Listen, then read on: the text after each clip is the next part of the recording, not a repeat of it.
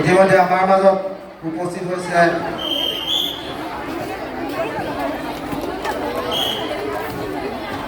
এনিভাৰ্ট নিউজৰ লখিমপুৰ ব্যুৰৰ ফৰিদুদ্দিন আহমেদ ডাঙৰীয়া।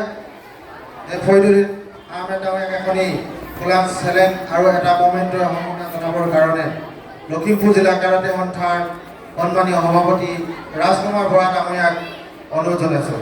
এয়া এনিভাৰ্ট নিউজৰ ব্যুৰৰ লখিমপুৰ জিলাৰ ফৰিদুদ্দিন আহমেদ।